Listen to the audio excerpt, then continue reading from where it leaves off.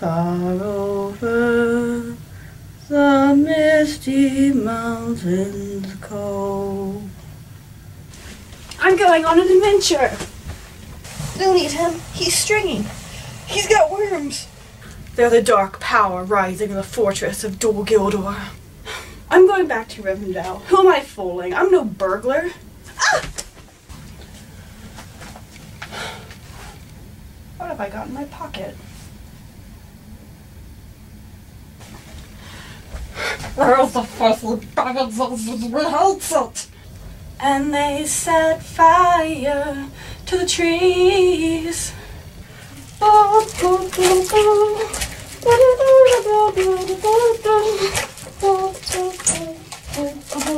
Did I not say that you would be a burden, that you would not survive the wild and would have no place amongst us?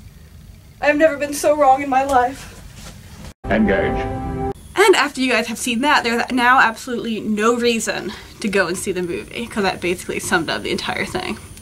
But today, I am finally getting to chapter 2 of my book. Well, not my book. This book, A Rock in a Hard Place. And I am going to dive into that once I take off my Gandalf hat. That was Gandalf, by the way, with the shaving cream and the beanie, because he wears beanies a lot when he's not doing important wizarding stuff. Anyway, chapter 2. O'Brien threw down his cards in disgust and started to get up from the table. That's it. I've had it. I want Pulaski back. William T. Riker placed a restraining hand on O'Brien's forearm. He knew that the transporter chief's irritation was genuine and fought to restrain the smile that played across his lips. He was only partially successful. Now come on, Chief, said the bearded first officer of the Enterprise. You haven't been doing that badly. I've lost 5 straight hands, said O'Brien, stabbing a finger at the seriously diminished stack of chips in front of him. I've never lost 5 straight hands in my life. In my life. Everyone has a bad day, said Riker soothingly. It's her fault. She's cheating. Riker looked in astonishment at the person to whom O'Brien was pointing. Never. Of course you'd defend her, said O'Brien. You and she have an understanding. He mimed quotation marks around the last word. But I don't have an understanding. I have a cash flow problem. I'm not cheating, came the quiet reply. O'Brien sagged back in his chair. Look, counselor, I'm not even saying it's your fault. It's my fault. You'd think I'd have learned by now. You don't play poker with an empath. That's all. You just don't. I don't see what the problem is, said Deanna Troi defensively from behind her massive pile of chips. You don't see, said O'Brien. He placed his fingertips to his forehead and in fair impression of Troy's exotic accent said, Captain, I sense great bluffing. Yes, O'Brien is talking through his hat, and in fact he has a busted flush. Data, seated to Riker's right, frowned in curiosity. Talking through his hat? Slang for bluffing. Ah. O'Brien, if there's one thing that I know, it is my own mind, said Deanna Troi primly.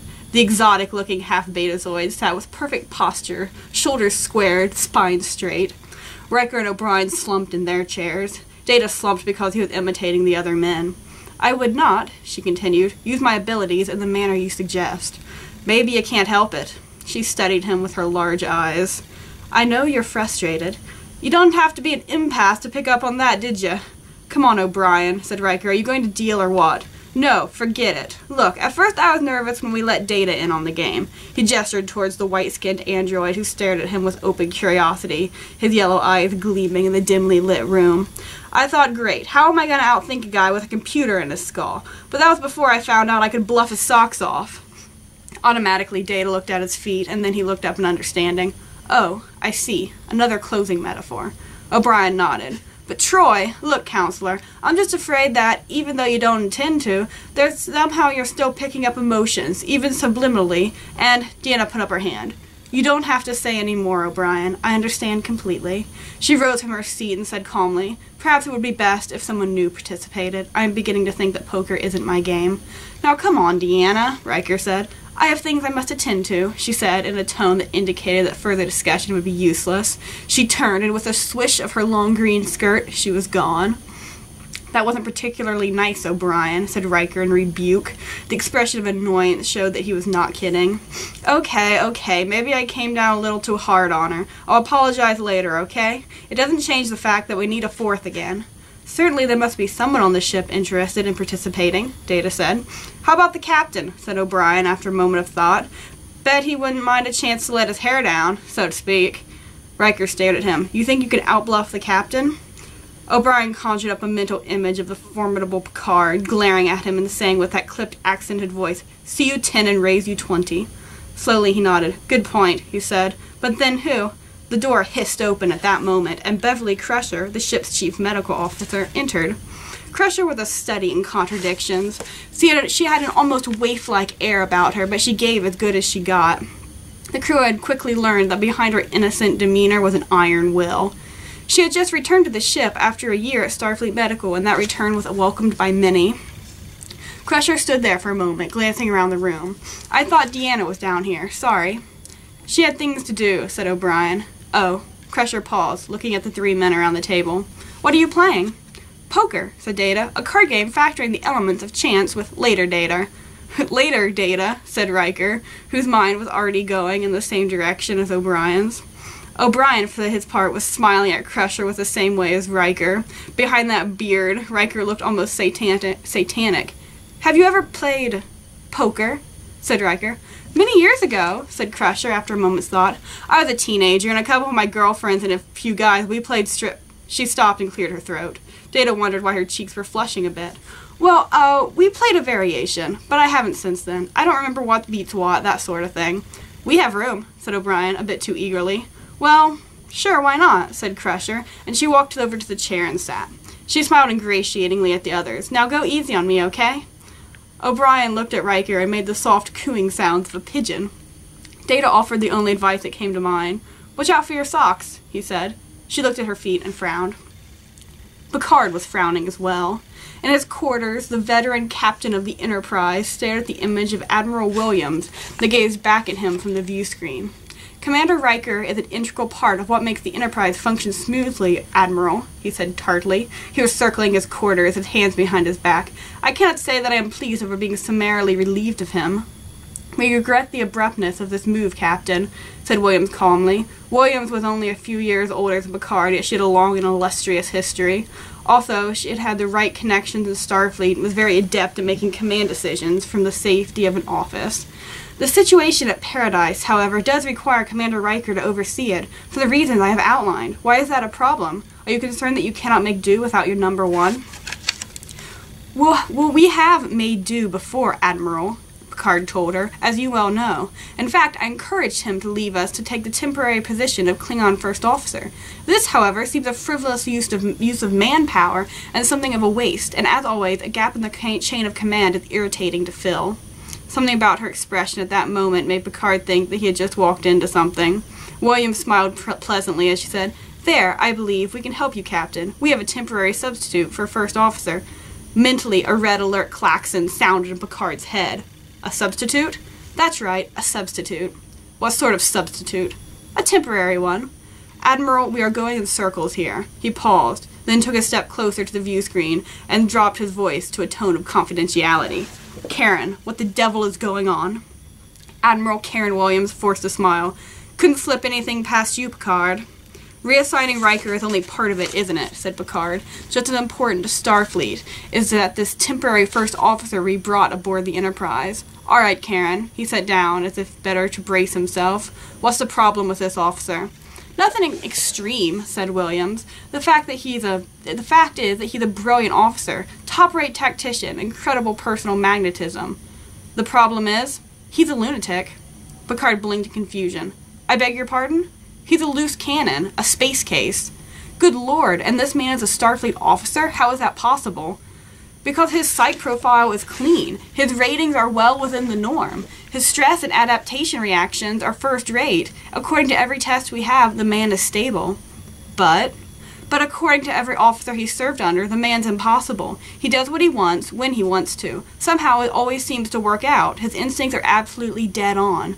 But he's all instinct. He knows the rules, but he just does what he damned well feels like. The problem is that he hasn't been wrong yet. Of course, he's had several reprimands, but nothing serious enough to warrant dismissal. He lasted 3 months with the Nimitz, and that's practically a record for him.